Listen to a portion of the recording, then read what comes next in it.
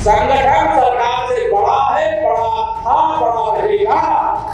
जब हम लोग ये मान करके चलते हैं कि आत्मविश्वास में कि हम तो जीत ही रहे हैं, तो स्वाभाविक रूप से वहां पर कहीं ना कहीं हमें खामियाजा भी भुगतना पड़ता है। भारतीय जनता पार्टी के लोग आपस में लड़ करके और कुर्सी की लड़ाई में पूरा एडमिनिस्ट्रेशन खत्म कर दिया है। अखिलेश यादव का यह ट्वीट राजनीतिक सरगर्मियां बढ़ा रहा है। मॉनसून ऑफर 100 लाओ, सरकार बनाओ। लोकसभा चुनावों के बाद यूपी बीजेपी में आ रही अंतर कलह की खबरों को और हवा देने के लिए अखिलेश यादव ने यह शिगुफा छेड़ दिया है। अखिलेश यादव के इस ट्वीट के निहितार्थ तो निकाले जा रहे हैं कि सरकार चाहे केंद्र की हो या उत्तर प्रदेश की, पूरी तरह स्थिर नहीं है। पार्टी कार्यकर्ताओं की बैठक के बाद अखिलेश यादव ने यूपी बीजेपी में सीएम योगी और डिप्टी सीएम केशव प्रसाद मौर्य की तकरार की खबरों पर क्या कहा था, सुनिए। हाल ही में जो सरकार फैसले ले रही है, ये सरकार जो आपस में लड़ रही है, इनके फैसले भी जल्दीबाजी के हैं। जहां शिक्षकों को परेशान करने के लिए जो सरकार ने फैसला लिया कि ऑनलाइन डिजिटल अटेंडेंस ली जाएगी, समाजवादी पार्टी ने उसका विरोध भी किया। और आपके माध्यम से मैं कहना चाहता हूं, यह फैसला स्थगित नहीं होना है। स्थगित का मतलब यह है कि कभी भी सरकार इसको लागू कर सकती है। तो यह फैसला निरस्त हो, तभी हमारे शिक्षकों की असली मदद होगी। वहीं ये जहां कमजोर पड़े हैं, लखनऊ में और सरकार में ये कमजोर पड़े हैं, इसलिए इन्होंने ध्वस्तीकरण का अपना फैसला टाला है। ये फैसला ही टाला है। ये फैसला हमेशा हमेशा के लिए खत्म नहीं हुआ है।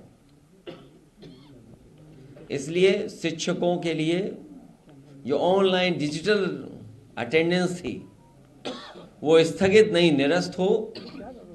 और हम सावधान करना चाहते हो उत्तर प्रदेश की जनता को भी कि भारतीय जनता पार्टी के लोग आपस में लड़ करके और कुर्सी की लड़ाई में पूरा एडमिनिस्ट्रेशन खत्म कर दिया है। जहां इन्हीं के विधायक, इन्हीं के लोग आरोप लगा रहे हैं कि भ्रष्टाचार चल रहा है। हम लोगों ने अखबारों में पढ़ा है कि मुख्यमंत्री खुद स्वीकार कर रहे हैं कि बड़े पैमाने पर दलाली चल रही है। जिस प्रदेश के मुख्यमंत्री खुद स्वीकार कर रहे हो कि दलाली हो रही हो और अखबारों में बड़ा बड़ा लिखा हो कि दलाली हो रही है, तो जनता जानती होगी कि कितनी दलाली हो रही है। सीएम योगी और केशव प्रसाद मौर्य के बीच कथित तौर पर विवाद की शुरुआत कैसे हुई, ये भी जान लेते हैं। दरअसल यूपी में बीजेपी प्रदेश कार्य समिति की बैठक में राष्ट्रीय अध्यक्ष जेपी नड्डा के सामने केशव प्रसाद मौर्य का यह बयान खूब वायरल हुआ, जिसमें कहा गया कि संगठन सरकार से हमेशा बड़ा होता है। मैं सदा कहता था और आज इस प्रदेश कार्य समिति में मैं संगठन के वरिष्ठता हमारे देश के और प्रदेश के नेतृत्व के सामने कहा, संगठन सरकार से बड़ा है।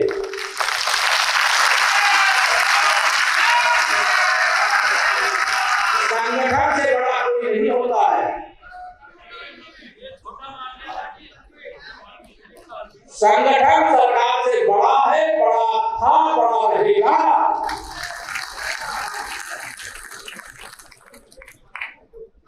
भारतीय जनता पार्टी के कार्यकर्ता के नाते यहां जितने भी मंत्री परिषद के सब हमारे वरिष्ठ साथी लोग भी बैठे हैं। 7 कालिदास मार्ग का दरवाजा, मैं अपने को मानी तावड़ी जी बैठे हैं, हमारी अरुण जी बैठे हैं, हमारी रेखा बहन जी बैठी हैं, राष्ट्रीय नेतृत्व हमारे किसान मोर्चा के राष्ट्रीय अध्यक्ष जी बैठे, हमारे राज्य मंत्री जी बैठे, सबके सामने गया। मैं उप मुख्यमंत्री अपने को बाद में मानता हूँ, भारतीय जनता पार्टी का कार्यकर्ता पहले मानता हूँ। माना गया कि केशव प्रसाद मौर्य ने सीएम योगी पर निशाना साधा है, लेकिन योगी आदित्यनाथ भी कहां पीछे रहने वाले थे। उन्होंने हार के लिए अति आत्मविश्वास को जिम्मेदार ठहरा दिया। 2014 में जितना मत प्रतिशत भारतीय जनता पार्टी के पक्ष में था, 2017 में जितना मत प्रतिशत भारतीय जनता पार्टी के पक्ष में था, 2022 में जितना मत प्रतिशत भारतीय जनता पार्टी के पक्ष में था, 2024 में भी आप सभी कार्यकर्ताओं के संघर्ष से, प्रयास से, प्रधानमंत्री मोदी जी के नेतृत्व में, माननीय राष्ट्रीय अध्यक्ष जी के नेतृत्व में भारतीय जनता पार्टी उतना वोट पाने में सफल रही। लेकिन जैसा वोटों की शिफ्टिंग होती है और कहीं पर जब हम लोग ये मान करके चलते हैं कि आत्मविश्वास में कि हम तो जीत ही रहे हैं, तो स्वाभाविक रूप से वहां पर कहीं ना कहीं हमें खामियाजा भी भुगतना पड़ता है। और वह अति आत्मविश्वास कहीं ना कहीं हम लोगों को जहां चोट पहुंचाने में, उस विश्वास पर खरा उतरने में, उन अपेक्षाओं पर खरा उतरने में, जहां कहीं ना कहीं उस विश्वास पर कहीं ना कहीं चोट पहुंची, वहीं साथ ही साथ जिस विपक्ष ने चुनाव के पहले हिम्मत हार करके बैठ गया था, वो आज फिर से उछल कूद करने का कार्य कर रहा है। इसके बाद से ही दोनों नेताओं के बीच तकरार की बातें होने लगी। कहा तो ये भी जा रहा है कि केशव प्रसाद मौर्य संगठन में लौटना चाहते हैं, योगी सरकार से अलग होकर।